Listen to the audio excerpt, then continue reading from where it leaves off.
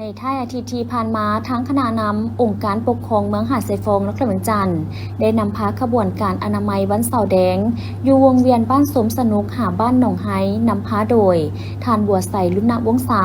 ประธานคณะกรรมการปกครองเมืองหาดทรายฟงซึ่งได้เป็นเจ้าการนำพาการจัดตั้งและประชาชนส่งบ้านโดยสมทบกับน้องนักเรียนของโรงเรียนภาคเอกชนในเขตดังกล่าวเข้าร่วมในขบวนการออกแห่งงานในวันเสาร์แดงครั้งนี้เพื่อสร้างขบวนการเฮ็ดอนามัยทำความสะอาดในขอบเขตบริเวณเส้นทางวงเวียนสมสนุกหาหนองไฮให้มีความสะอาดจบงามโดยการออกแห่งงานดังกล่าวแม้ได้พร้อมกันปัดกวาดส่วนดินเศษฝุ่นที่ตกค้างอยู่ตามแคมทางและตามบริเวณอ้อมรอบวงเวียนออกจากกลางทางเนื่องจากว่าอยู่ในจุดดังกล่าวนั้นแม้ได้มีฝุ่นดินตกค้างจากรถบรรทุกแห่หินทรายจนเกิดมีสะสมเป็นระยะเวลาหนึ่งแล้วจึงเฮ็ดให้มีฝุ่นง่ายในเวลาที่มีรถสัญจรแล่นไปมาก็ได้สร้างความบ่สะดวกต่อผู้ขับขี่และการนำใช้เส้นทางดังกล่าวก็ได้รับผลกระทบโดยเฉพาะแม่นประเภทรถจักรและที่สำคัญแม่นได้สร้างความบ่สะอาดจบงามให้กับเส้นทางดังกล่าวอีกด้วยสาเหตุก็ย้อนขาดการเอาใจใส่ปกปักรักษาจึงเฮ็ดให้เส้นทางมีความเปื้อนเปื้อนและเต็มไปด้วยฝุ่นละอองซึ่งมีความเสี่ยงต่อสุขภาพและการหายใจของผู้ที่อยู่ใกล้เคียงฉะนั้นการนำของเมืองหาดทรายฟงจึงเห็นได้ความสำคัญต่อเวียกงานสุขอนามัยความสะอาดจบงามจึงได้ระดมนำพาขบวนออกแห่งงานใหญ่อยู่จุดดังกล่าวโดยได้ร่วมกันปัดกวาดส่วนดินเก็บเศษเจียถุงยางต่างๆรวมทั้งตัดหญ้าที่หกเหืออยู่ตามแคมทางออกระหว่างเบื้องทางฝากบ้านสมสนุกและทางฝากบ้านหนองไฮเพื่อให้มีความสะอาดจบงามและการเดินทางไปมาของนักท่องเที่ยวให้สะดวกพร้อมนี้ทางองค์การคุ้มครองและบริการตัวเมืองเวียงจันทร์ก็ได้ร่วมกับทางบริษัทสตมอบีประกอบส่วนนำเอารถบรรทุกจำนวน2เที่ยวมาฉีดน้ำล้างทางเพื่อบ่ให้มีเศษดินเป็นฝุ่นไงละอองในเวลาที่รถแล่นไปมาและทางนี้ก็เพื่อเป็นการปกปักรักษาสิ่งแวดล้อมสร้างให้เขตพื้นที่ดังกล่าวนั้นมีความสะอาดและปฏิบัติให้ได้ตามขีดโซสะอาดของนครเวียงจันทร์วางออก 6,000 เบียร์แผนกกสิกรรมและสิ่งแวดล้อมนครหลวงเวียงจันทร์ได้รายงานให้ฮู้เกี่ยวกับแผนการกะเกียมผลิตเบียร์ไม้ปลูกต้นไม้และฟื้นฟูป่าประจำปี 2026 ในขอบเขต9ตัวเมืองในนครหลวงเวียงจันทร์ว่าสำหรับแผนเวียกดังกล่าวได้สมทบกับโครงการกสิกรรมและสิ่งแวดล้อม9ตัวเมืองและภาคส่วนต่างๆลงสุกยูบรรดาส่วนกาเบียร์ไม้ภาครัฐและเอกชนผลิตเบียร์ไม้เพื่อรองรับการปลูกไม้ซึ่งรวมมีเบียร์ไม้ทั้งหมด3ล้านเบียร์มีชนิดพันธุ์ไม้คือไม่ดูไม้แต่ขาไม้เกศนาไม้สักไม้วิกไม้ประดับไม้กลิ่นหมากและไม้ชนิดอื่นๆในปี2026ตามแผนปลูกต้นไม้ฟื้นฟูป่าคาดหมายสู่ชนให้ได้405เฮกตาร์ในนั้นปลูกเป็นสินค้า300เฮกตาร์ปลูกฟื้นฟูป่า100เฮกตาร์ปลูกประดับตามเส้นทางดินหลวมดินลัดคุ้มครองตามสถานที่ส่วนสาธารณะสำนักงานองค์การแคมทางดินบุคคลดินบริษัทดินโรงงานและดินอื่นๆให้ได้5เฮกตาร์สำหรับการกะเกียมเนื้อทีจัดพิธีปลูกต้นไม้ของ9ตัวเมืองวันที่1มิถุนายน2026แม้นจะปลูกตามเส้นทาง450ปีบอนที่ต้นไม้ตายมี3เมืองคือเมืองไซสิทธาไซธานีและเมืองหาดไซฟงจะนำใจเบียร์ไม้ 3,385 เบียร์ชนิดดอกจำปาเมืองไซธานีปลูกอยู่วัดป่านาศาลาเนื้อที่ปลูก2เฮกตาร์สโมสรบ้านดงบัง3เฮกตาร์โรงเรียนบ้านดงบัง2เฮกตาร์จะนำใส่เบียร์ไม้ 3,888 เบียร์ชนิดไม้อุตสาหกรรมไม้ประดับและไม้แห้งมากเมืองปากเงิมปลูกอยู่โรงเรียนบ้านพาวเนื้อที่ปลูก2เฮกตาร์จะนำใส่เบียร์ไม้ 3,200 เบียร์ชนิดไม้อุตสาหกรรมประดับและกลิ่นมากเมืองหาดไซฟงบ้านนายางปลูกฟื้นฟูป่าปลูกเสริมก้องป่าที่มีเนื้อที่ปลูก5เฮกตาร์จะนำใส่เบียร์ไม้ 5,000 เบียร์เมืองสีโคตะบองบ้านเวียงคำแคมทางมีเนื้อที่ปลูก 0.3 เฮกตาร์จะนำใส่เบียร์ไม้600 เบียร์ชนิดไม้สะฟางเมื่อสีสัตนาคปลูกอยู่เส้นทางบ้านดอนนกคุ้มหาบ้านดอนโกยมีเนื้อที่ปลูก 0.2 เฮกตาร์จะนำใส่เบียร์ไม้150 เบียร์ชนิดไม้คูนเมืองหาดไซฟงปลูกอยู่ทางเข้าวัดหนองคำเสนมีเนื้อที่ปลูก 0.5 เฮกตาร์จะนำใส่เบียร์ไม้100 เบียร์ชนิดไม้ประดับ เมืองสังทองปลูกอยู่บ้านโซดงป่าแต้ปลูกเสริมกองป่ามีเนื้อที่ปลูก9 เฮกตาร์จะนำใจเบียร์ไม้ 9,000 เบียร์สนิทไม้อุตสาหกรรม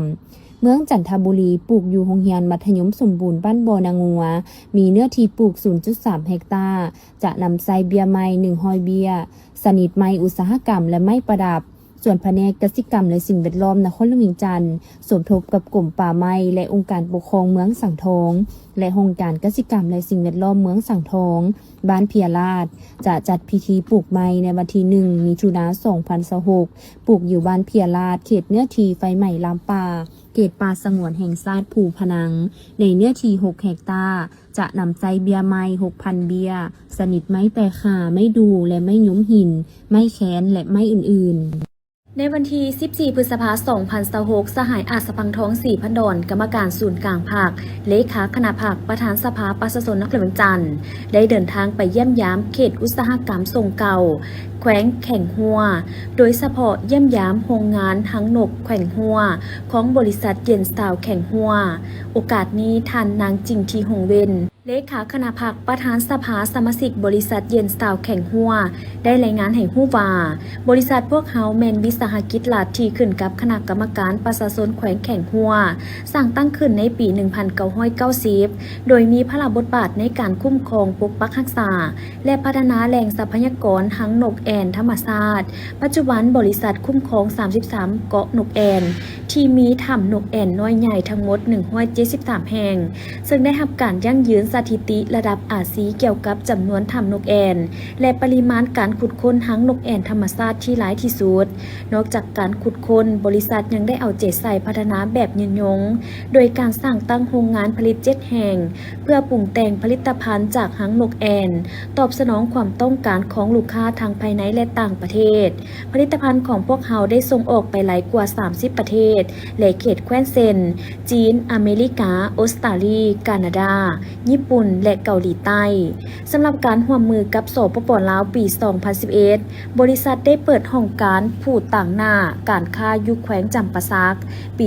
2015 ได้ร่วมมือก่อสร้างเฮือนหังนกแอ่นหลังทำอิฐอยู่เทศบาลปากเส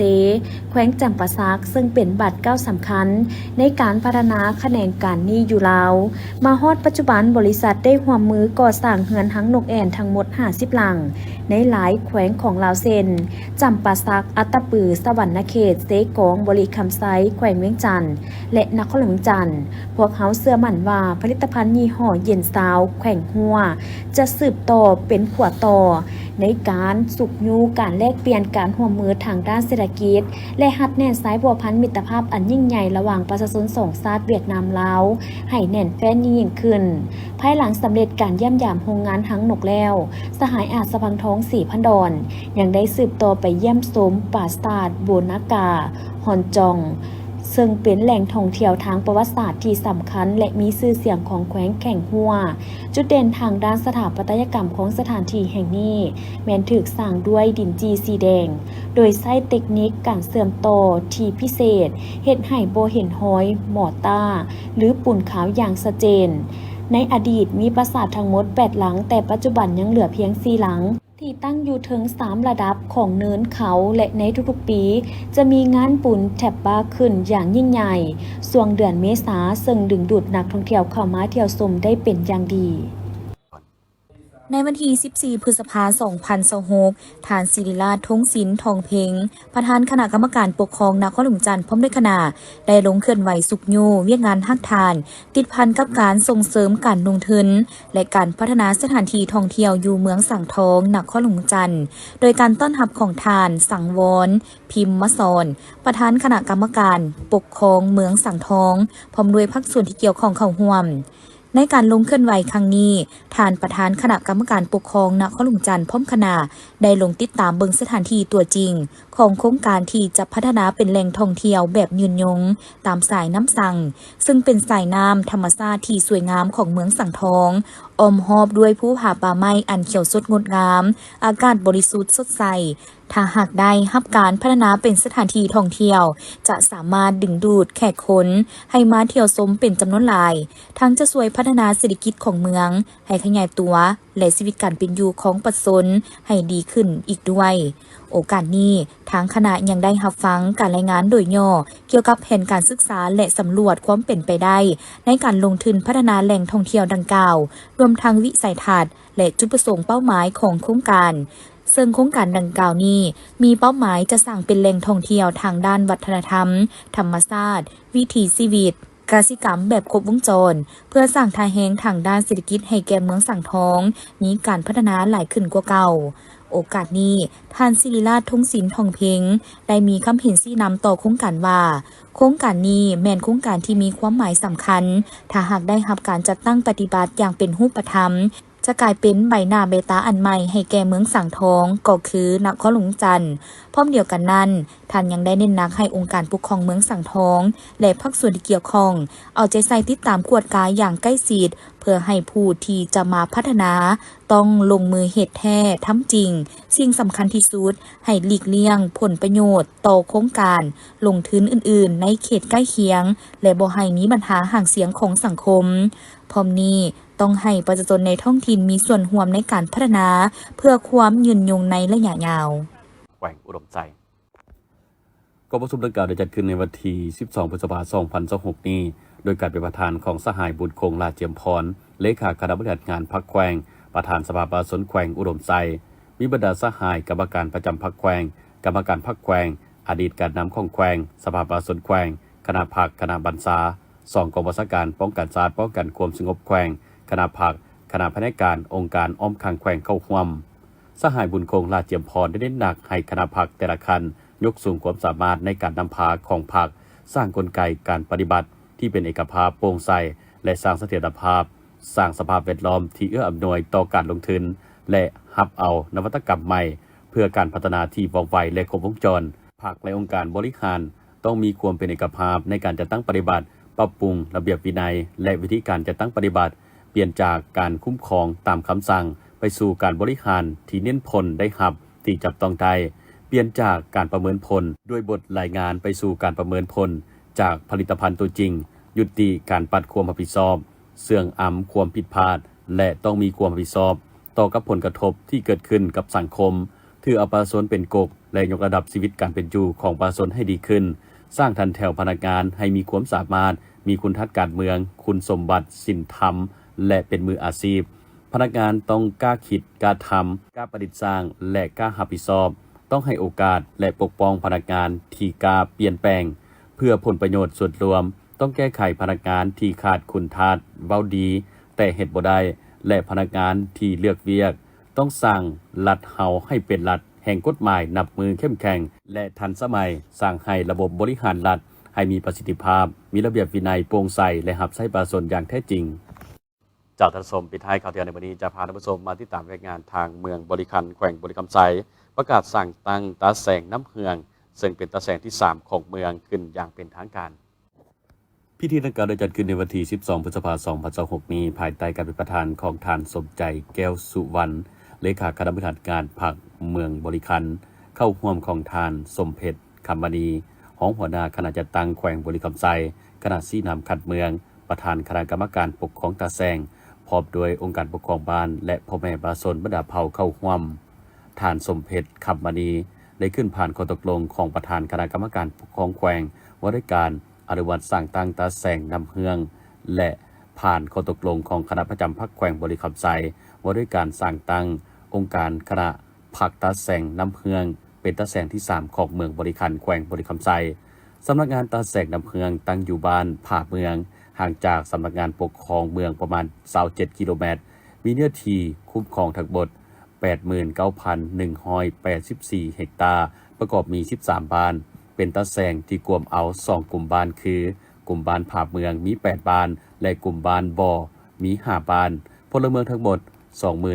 21,551 คนหญิง 11,136 คน 3,319 ครอบครัวมี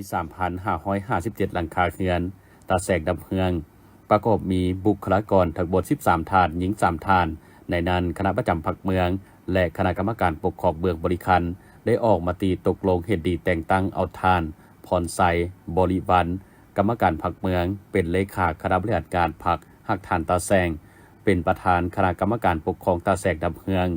สหายวิไลพรบุญหลวงลาดเป็นรองเลขาคณะบริหารงานพรรคฮักทานตาแซงเป็นรองประธานคณะกรรมการปกครองตาแซงพันตรีวิไลธรรมวงศ์เป็นคณะกรรมการคณะบริหารงานพรรคตาแซงทั้งนี้ก็เพื่อเปิดกว้างให้ประชาชนได้เข้าถึงการบริการของภาครัฐที่ได้รวมศูนย์บรรดานาเวียกจากแขนงการต่างๆอยู่ภายในเมืองลงสู่ตาแซงและทั้งเป็นการยกสูงทางด้านการเฮ็ดเวียกให้ได้รับคุณภาพมีความเชื่อมั่นสะดวกว่องไวโปร่งใสยุติธรรมรับประกันขอบเขตพื้นที่ได้รับการพัฒนาพื้นฐานโครงสร้างให้ดีขึ้นจะตั้งปฏิบัติบรรดาคัดหมายที่วางไว้5 ปีต่อหน้าในตอนท้ายท่านประธานกองประชุมได้มอบพาหนะพร้อมทั้งอุปกรณ์หับไซและเกินสุกยูให้กับตาแซงเปิดปลายลั่นของ9 บาทกองประชุมจัดขึ้นในวันที่ 14 พฤษภาคม 2026 ที่นครหลวงจันทร์โดยการเป็นประธานร่วมของปริญญาเอกลีเบิร์ดลีบัวเป่าประธานสถาบันวิทยาศาสตร์เศรษฐกิจและสังคมแห่งชาติปริญญาเอกนางวิไลวรจันทารตีรองประธานคณะกรรมการปกครองนครหลวงจันทร์ท่านหลุยส์มูวันนี้หัวหน้าแผนกหัวมือสถานทูตอังกฤษประจำลาวและท่านนางเฮลอนโฮโลเวผู้อำนวยการองค์การ WWF ลาวกองประชุมได้รับฟังการบรรยายพิเศษจากประธานและคณะประธานทั้ง4ท่านและได้รับฟังการเสนอผลการค้นคว้าวิทยาศาสตร์ทั้งหมด2 บทคือการทบทวนสถาปนภาพของแม่น้ำคองและผลการประเมินการขุดค้นแห่หินและทรายตามลำแม่น้ำคองและแม่น้ำสาขาในสปป.ลาวทบทวนคืนบรรดานโยบายระเบียบกฎหมายกลไกประสานงานส่องวางและข้อเสนอแนะทางด้านนโยบายซึ่งเนื้อในจิตใจรักของบทรายงานผลการศึกษาดังกล่าวสามารถสรุปสั่งรวมได้ว่าแห่หินและทรายแมนทรัพยากรธรรมชาติที่ได้รับการนำใช้หลายโดยเฉพาะแมนนำใช้เข้าในการก่อสร้างพื้นฐานโครงสร้างเส้นทางคมนาคมอาคารที่อยู่อาศัยตัวเมืองและอื่นๆถึงแม้ว่าการขุดค้นและนำใช้แห่หินและทรายจะได้ประกอบส่วนอย่างตั้งหน้าเข้าในการสุกยูขยายตัวของเศรษฐกิจแต่การขุดค้นและนำไส้แห่หินและทรายก็ติดพันกับความเสี่ยงทางสังคมและสิ่งแวดล้อมหลายประการโดยเฉพาะแมนตาฝั่งเจือนส่งผลกระทบต่อคุณภาพของน้ำถิ่นอาศัยของสัตว์น้ำความหลากหลายทางด้านชีวนานาพันธุ์และวิธีการดำรงชีวิตของประชาชนซึ่งศูนย์กลางภาคและรัฐบาลได้ให้ความสำคัญต่อการปกป้องรักษาสิ่งแวดล้อม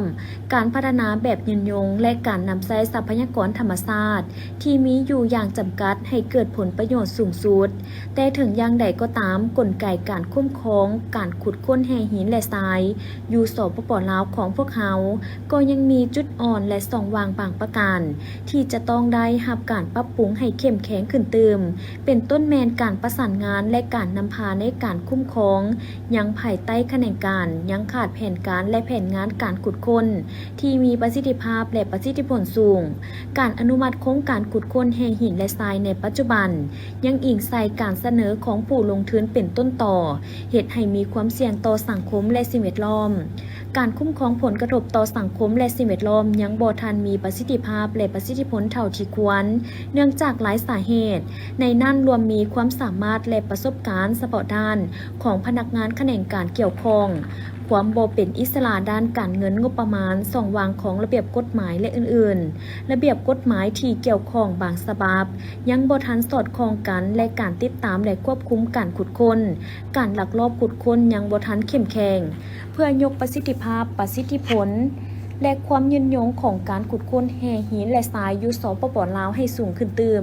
บทรายงานผลการศึกษาครั้งนี้มีข้อเสนอแนะหลายข้อให้ศูนย์กลางภาครัฐบาลและแขนงการเกี่ยวข้องไปพิจารณาปรับปรุงให้เข้มแข็งขึ้นเติมซึ่งในนั้นรวมมีการยกระดับจุดประสานงานคุ้มครองให้สูงขึ้นเติมการพิจารณาอนุมัติและการคุ้มครองการขุดค้นแห่หินและทราย ตามกฎหมายโบเฮปี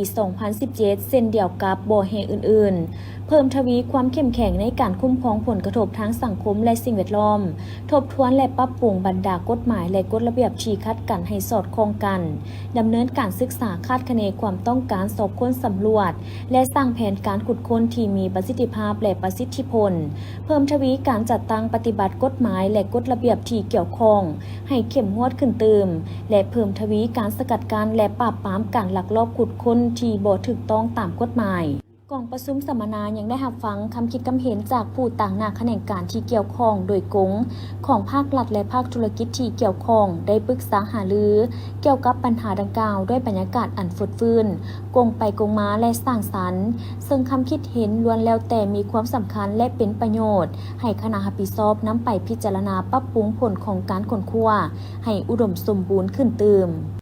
ในวันที่ 12 พฤษภาคม 2026 นี้พลจัตวาบัวพันธ์อินทาปัญญารองเลขาพรรคแขวงประธานคณะกรรมการปกครองแขวงไซสมบูรณ์พร้อมด้วยคณะนำของแขวงได้ลงเคลื่อนไหวที่ตามกฎกาความคืบหน้าของโครงการก่อสร้างตึกอาคารสภาประชาชนแขวงโดยมีเจ้าของโครงการตลอดฮอดบรรดาบริษัทที่ปรึกษาและภาคส่วนที่เกี่ยวข้องเข้าร่วมในโอกาสนี้ผู้ตากหน้าบริษัท AT Auto จำกัดผู้เดียวซึ่งเป็นบริษัทที่รับเหมาก่อสร้างได้รายงานโดยย่อเกี่ยวกับการก่อสร้างตึกอาคารสภาประชาชนแขวงซึ่งการก่อสร้างโดยมีบริษัทวาลินเป็นผู้สำรวจออกแบบและเป็นที่ปรึกษามูลค่าการก่อสร้างทั้งหมด 45,978 ล้านกีบซึ่งการก่อสร้างบริษัทรับเหมาเก่าได้มีการจัดตั้งปฏิบัติเวียกใด 7,482 ล้านกีบสำระแล้ว 5,120 ล้านกีบมูลค่าค้างสำระ 2,362 ล้านกีบในนี้บริษัทรับเหมาใหม่บริษัท AT Auto มีมูลค่าสัญญา39,262 ล้านกีบการจัดตั้งปฏิบัติหน้าเวียกมาฮอดปัจจุบันแม่น 38,782 ล้านกว่ากีบมูลค่าสำระปัจจุบัน 37,500 ล้านกีบมูลค่าค้างสำระตามสัญญา 1,762 ล้านกว่ากีบพร้อมทั้งเสนอดัดแก้มูลค่าโครงการเพิ่มขึ้นใหม่ 86 ตื้อกว่ากีบแม่นำใจราคาหัวหน่วยกิจการก่อสร้างและซ่อมแปลงเคหสถานของกระทรวงโยธาธิการและขนส่งฉบับปรับปรุงเลขที่ 27901 ยทค. ลงวันที่ 9 ตุลาคม 2024มาเป็นบนเองในการคิดไล่มูลค่าโครงการในปัจจุบันสนันมูลค่าโครงการดัดปรับใหม่รวมทั้งหมด125ตื้อกว่ากีบปัจจุบันเอกสารการดัดแก้มูลค่าโครงการแม่นอยู่นำกระทรวงการเงินกำลังเสนอต่อกับสภาแห่งชาติหับห้องซึ่งมาฮอดปัจจุบันการจะตั้งปฏิบัติได้60 ส่วนห้อยของมูลค่าสัญญาโครงการพร้อมเดียวกันนี้ท่านประธานคณะกรรมการปกครองแขวงพร้อมโดยคณะได้ถือโอกาสดังกล่าวลงติดตามกวดกาความคืบหน้าของโครงการก่อสร้างตึกอาคารกองทุนพัฒนาแขวงไซสมบูรณ์และโครงการก่อสร้างตึกอาคารแผนกโยธาธิการและขนส่งแขวงตึกอีในโอกาสดังกล่าวท่านประธานคณะกรรมการปกครองแขวงยังได้เน้นหนักให้บริษัทผู้รับเหมาก่อสร้างและทุกภาคส่วนที่เกี่ยวข้องจงหีบฮอนจะตั้งปฏิบัติบรรดาหน้าเวียกที่กล่าวมานั้นด้วยความรับผิดชอบสูงและสืบต่อปรับปรุงบางหน้าเวียกที่เห็นว่ายังบ่ทันละเอียดให้ได้รับการแก้ไขหัดกลุ่มดีขึ้นโดยการก่อสร้างให้ยึดถือคุณภาพเป็นหลักไปเคียงคู่กับความวิจิตรสวยงามเพื่อเฮ็ดให้ตึกอาคารมีความทนทานและเพื่อให้โครงการนี้สำเร็จตามแผนการที่วางไว้ทางรับประกันห้อยส่วนห้อยท่านสั่งวอนพิมพ์มาสอนประธานคณะกรรมการปกครองเมืองสังทองได้ให้สัมภาษณ์ต่อทีมข่าวพวกเขาว่าภายหลังได้รับแจ้งการของห้องว่าการศูนย์กลางภาคพร้อมด้วยคำแนะนำและนิติกรรมต่างๆทางเมืองก็ได้นำพาจัดตั้งปฏิบัติให้ถูกต้องสอดคล้องพร้อมทางได้กำหนดแบบแผนวิธีเฮ็ดเวียกปรึกษาหารือแบ่งความรับผิดชอบมาฮอดปัจจุบันเมืองสังทองได้สำเร็จหลายหน้าเวียกในการกักเก็บความพร้อมเพื่อประกาศห้องหับตาแสงซึ่งประกอบมี3ตาแสงในจำนวน35บ้านทั่วเมืองในนี้ตาแสงนาเจริญรวมมี11บ้านพลเมือง 1754 คนมี 2,134 ครอบครัวเนื้อที่ 36,750 เฮกตาร์ตาแสงเพียราชมี9บ้านพลเมือง 8,830 คนมี 1,708 ครอบครัวและตาแสงสะไก่15บ้านมีพลเมือง 15,557 คนมี 3,136 ครอบครัวปัจจุบันการกักเก็บความพร้อมคืบหน้าแล้ว80 ส่วนห้อยและคาดว่าจะได้ให้ประกาศพร้อมกันในเดือนกันยายนที่จะมาถึงนี้ ปัจจุบันนี่ก็เป็นการเกี่ยมใช้การสร้างตั้งแต่เสร็จเนาะอันนี้ก็เป็นโครงร่างพื้นฐานก็ได้ปรับปรุงบูรณะอันนี้คาดว่า2026นี้พวกเขาก็จะได้มีตาแสงเนาะ3ตาแสงเกิดขึ้นประกาศเดี๋ยวนี้โครงร่างพื้นฐานพวกเขาได้ 80% เนาะ80ด้านบุคลากรต่างๆพวกเขาก็ได้เกี่ยมครบถ้วนนี่แหละนี่ถ้าว่าเกิดดีขึ้นการพัฒนาอยู่ขั้นทางฐานบ้านก็จะช่วยให้องค์การปกครองเมืองพวกเราสะดวกเนาะเศรษฐกิจของพ่อแม่ประชาชนก็ได้ติดตามใกล้ชิดเนาะใกล้ชิดที่แท้ตึมอันนี้เป็นจุดดีพวกเขานี่แหละอันอ่อนแท้ปัญหาความยุ่งยากอีกอันนึงเมืองเขาเป็นเมืองที่มีภูผาป่าไม้หลายเนาะปราศจากบ่ได้ภัยธรรมชาติปัญหาเกิดอัคคีภัยไฟไหม้ลามป่าน้ำท่วมนี่ปี2026นี้พวกเขาก็เสียงบประมาณหลายเนาะบ่เรื่องใส่ลำไส้เข้าในการสกัดกั้นไฟไหม้ลามป่าภูผนังว่าสงวนแห่งชาติถือว่า14-15 วันพุ่นล่ะจะขั้นศูนย์กลางก็ได้มาช่วยน้ำใช้ทางอากาศทางบกนี่จนสามารถสกัดดันได้อันนี้เสียหายหลายป่าไม้เสียหายหลายร้อยเฮกตาร์อันนี้พวกเขาก็สามารถสกัดดันกันได้อันนี้ปัญหาก็ยุ่งยากก็ยากอีกอันนึงก็จะว่าพ่อแม่ไปสนมีบางภาคส่วนก็จะบ่เข้าใจตัวแนวทางอะไรเนาะว่าแผนพัฒนาแนวทางของภาคของรัฐนี้เฮ็ดได้ยังอาศัยอีกเก่าของเดิมเฮ็ดการผลิตกับแบบธรรมชาติฉะนั้นแล้วมันจึงเห็นว่าการขยายตัวเศรษฐกิจเป็นเจ้าตรงเห็นหนึ่งตัวเองนี่นะมันมีความคืบหน้าสูงเนาะก็สร้างรายรับให้ครอบครัวน้อยอันนี้พวกเขาก็จะได้ชุมนุมตื่นแผนต่อหน้าเฉพาะแผนต่อหน้าใน1 ปีที่พวกเขาที่ซุ่มใส่ด้านการผลิตนี่ฤดูฝนนี่แล้วก็การผลิตฤดูแล้งเอานาแซงพืชปลูกกันพืชผักอุตสาหกรรมให้มันหลายคาดหมายพวกเขาก็จะได้ฤดูฝนนี่ก็จะได้หมด900 เฮกตาร์แล้วเฉพาะพืชผักนาแซงนี่ก็จะประมาณ4,000 เฮกตาร์เนาะครับ400 เฮกตาร์400 เฮกตาร์400 เฮกตาร์อันนี้เป็นคาดหมายพวกเขาไว้แล้วการเจ็บรายรับของงบประมาณนี่ถือว่าปีนี้กับสู้สนสุดขีดเพราะว่าทางนครหลวงแบ่งแผนให้กับ25 ตื้อปีผ่านมากับ20 ตื้อกว่าปีนี้ขึ้นอีก5 ตื้ออันนี้พวกเขากับวางคาดหมายไว้ละให้ลื่นแผนด้านของร่างพื้นฐานเส้นทางพวกเขาก็ได้ขึ้นแผนเป็นโครงการ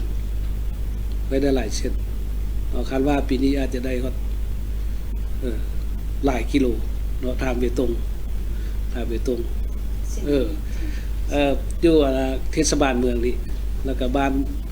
ที่มีความยุ่งยากที่มีตะแสงตั้งอยู่เนาะพวกเขาจีอันนี้ก็บ่แม่นว่าภาครัฐเบิดก็ปลุกระดมให้ประชาชนมีส่วนร่วมเนาะมีถึงส่วนร่วมทางแรงงานนี่ก็เป็นประชาชนนี่พวกเขาก็ได้เห็นนะครับเพราะว่าปีผ่านมาก็ได้หลายเส้นมูลค่ากับ8-9 ตื้ออีกเนาะนอกนั้นก็มีการช่วยเหลือจากองค์การต่างๆสากลเราเป็นที่ช่วยเหลือการงบประมาณภัยพิบัติบูรณะเส้นทางเป็นทางปูหินเนาะอันนี้เป็นพวกเขาดีใจหลายแหละเพราะว่ามาเห็นทุกมือเดี๋ยวนี้ต่างหลายคือว่าทางยาง2 ชั้นเนาะบางมาดาษาพวกเขาก็ใกล้สิสำเร็จเนาะคาดว่าท้ายเดือน5นี้ถือว่าเฮ็ดสำเร็จเนาะ30.5 กิโลเมตร ท่านประธานคณะกรรมการปกครองเมืองสังทองยังได้กล่าวให้ฮู้ตื่มว่าเพื่อเป็นการก้าเกียมสั่งตั้งตาแสงองค์การปกครองเมืองสังทองพวกเขาก็ได้มีการปรับปรุงพื้นฐานโครงล่าง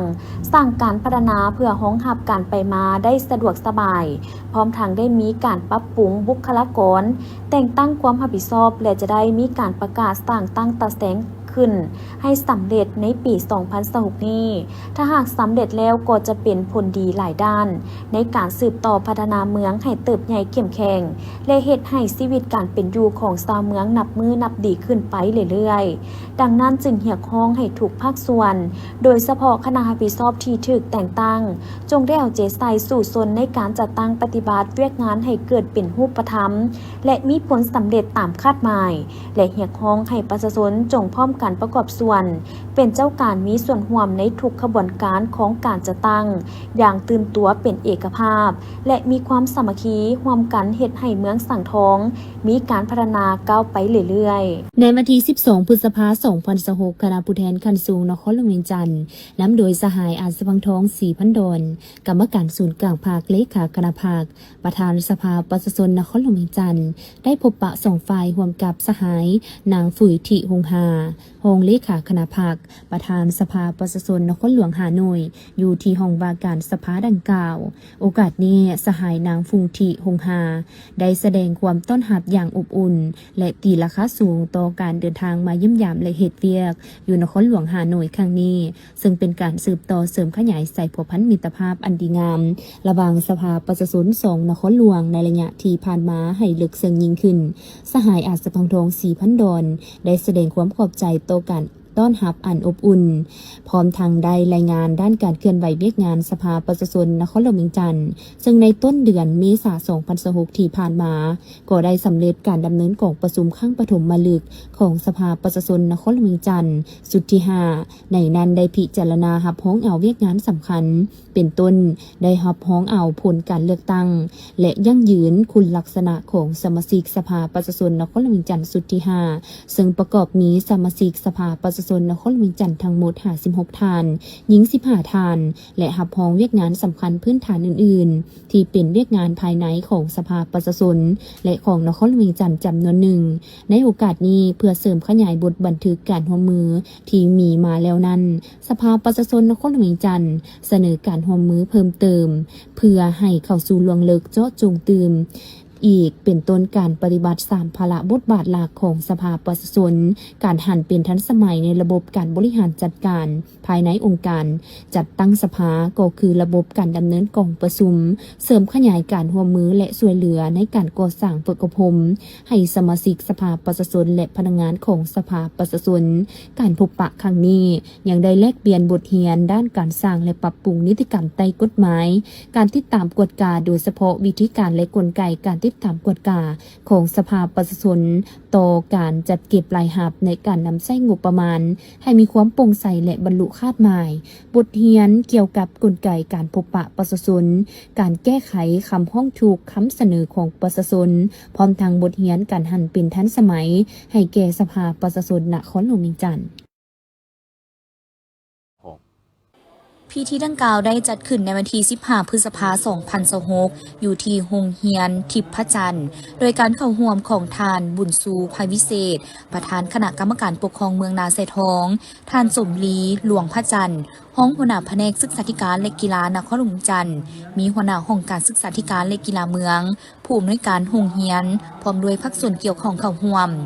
ในพิธีทานแปลงใจแสงจันทวงศ์ผู้อำนวยการโรงเรียนทิพย์จันทร์ได้ต่างหน้าให้29โรงเรียนขึ้นผ่านบทสรุปโรงเรียนปลอดสิ่งเสพติดซึ่งอิงตามมาตรฐานและเงื่อนไขการสร้างโรงเรียนปลอดสิ่งเสพติดที่ทางกระทรวงศึกษาธิการและกีฬาคณะกรรมการกวดกาและควบคุมยาเสพติดนครหลวงจันทร์วางออกเห็นว่า29โรงเรียนแม่นสามารถปฏิบัติได้ครบตามมาตรฐานเงื่อนไขเป็นต้นแมนบ่เสพบ่ขายบ่ซื้อบ่จำหน่ายบ่ทดลองบ่ผลิตและบ่ให้การร่วมมือและอื่นๆที่ติดพันกับสิ่งเสพติดจากนั้นก็ได้ผ่านข้อตกลงคำห้องเอาโรงเรียน29แห่งเป็นโรงเรียนปลอดสิ่งเสพติดของเมืองนาไซทองศกปี 2025-2026 พร้อมทางได้มอบป้ายโรงเรียนปลอดสิ่งเสพติดและใบยั่งยืนให้โรงเรียนจำนวนดังกล่าวในนั้นมีคือ โรงเรียนประถมสมบูรณ์ทิพย์จันทร์โรงเรียนประถมสมบูรณ์ศรีวิไลปักแฮดหัวขัวนาเสียว นาคาโพนคำนาดีน้ำเกียง สีเกิด และโรงเรียนประถมอื่นๆ โอกาสนี้ท่านบุญชูพระวิเศษได้มีคำเห็นโอ้ลมต่อพิธี ซึ่งก่อนอื่นท่านได้กล่าวแสดงความย่องยอคณะรับผิดชอบทุกคันที่ได้พร้อมกันประกอบส่วนสร้างให้โรงเรียนประถมทาง29แห่งทั่วเมือง เป็นโรงเรียนปลอดยาเสพติดพร้อมนี้ยังได้ยกให้เห็นปรากฏการณ์ย่อท่อต่างๆ เกี่ยวกับสิ่งเสพติดที่เกิดขึ้นอยู่ในสังคม และยังได้เรียกร้องให้ทุกภาคส่วน จงช่วยกันศึกษาอบรมก่อสร้างวัยหนุ่มนักเรียนให้ห่างไกลจากสิ่งเสพติดเฮ็ดให้ปัญหาดังกล่าวลดน้อยถอยลงเทื่อละก้าวตอนท้ายพิธียังได้เปิดป้ายโรงเรียนปลอดสิ่งเสพติดอย่างเป็นทางการ พร้อมทางลานคอง9 บาท เพื่อความเป็นสิริมงคลอีกด้วย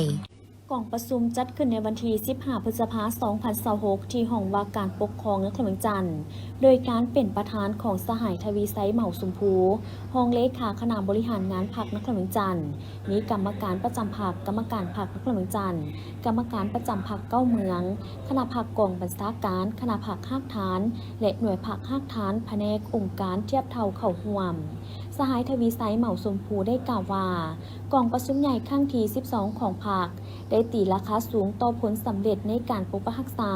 และพัฒนาประเทศชาติในซุ่มปีผ่านมาพร้อมเดียวกันนั้นก็ได้ชี้ให้เห็นถึงสิ่งท้าทายและความยุ่งยากทางด้านเศรษฐกิจการเงินที่พวกเขาพร้อมประเสริฐหน้าอิงตามทิศชี้นำอันเลิกเซิงของสหายเลขาธิการใหญ่ประธานประเทศในกล่องประชุมเสื่อมซึมขั้นส่วนกลางได้เน้นหนักว่าการเสื่อมซึมมติครั้งนี้แม้นการสืบต่อบุกทะลุทางด้านจินตนาการยกสูงลักมั่นการเมืองให้มีความเด็ดเดี่ยวเหนียวแน่นสร้างภูมิต้านทานใหม่เพื่อให้ประเทศเฮาลุกขึ้นและเดินหน้าไปได้ด้วยลำแข้งลำขาของตนเองพวกเขาจะบ่สืบต่อเป็นประเทศที่พึ่งพาและก็ห่อยอีกต่อไปแต่ต้องสร้างเศรษฐกิจเอกราชเป็นเจ้าตนเองอย่างแท้จริงสำหรับนครเมืองจันทร์พวกเขาในฐานะที่เป็นศูนย์กลางทางด้านการเมืองเศรษฐกิจและวัฒนธรรมของประเทศชาติการพันขยายมติ12ของศูนย์กลางต้องติดพันอย่างสนิทแน่นกับการจัดตั้งปฏิบัติมติ8ขององค์คณะพรรคพวกเขาและแผนพัฒนาเศรษฐกิจสังคม5 ปีครั้งที่10 2026-2030 ของนครเมืองจันทร์เพื่อเหตุแนวนั้นได้พวกเขาต้องได้สุมใส่บางปัญหาจุดสุมก็คือสืบต่อยุ่งแหงการลงทุนทุกภาคส่วนโดยเฉพาะรูปแบบ PPP หลักหัวมือเอกชนเข้าในการพัฒนาพื้นฐานโครงสร้างการเสื่อมโจทย์และการสร้างนครเมืองจันทร์ให้กลายเป็นเมืองทันสมัยสีเขียวและยืนยงต้องปรับปรุงการคุ้มครองบริหารรัฐให้หันเป็นทันสมัยโปร่งใสเด็ดเดี่ยวต้านและสกัดกั้นการส่อราดบังหลวงอัดส่องวางการหัวไหลของงบประมาณและเพิ่มแรงไล่หับให้หมั่นเทียงต้องแก้ไขปัญหาเข่งห้อนของสังคมโดยเฉพาะการคุ้มครองทรัพยากรที่ดินสิ่งแวดล้อมและยกระดับชีวิตการเป็นอยู่ของประชาชนชาวนครเมืองจันทร์ให้ดีขึ้นอย่างจะแจ้ง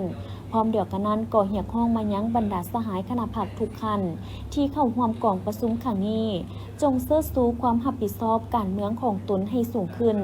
ตั้งหน้าคนคว้ากำแน่นปัญหาหลักการทัศนะและทิศทางจุดสุ่มต่างๆที่ได้กำหนดไว้ในมติ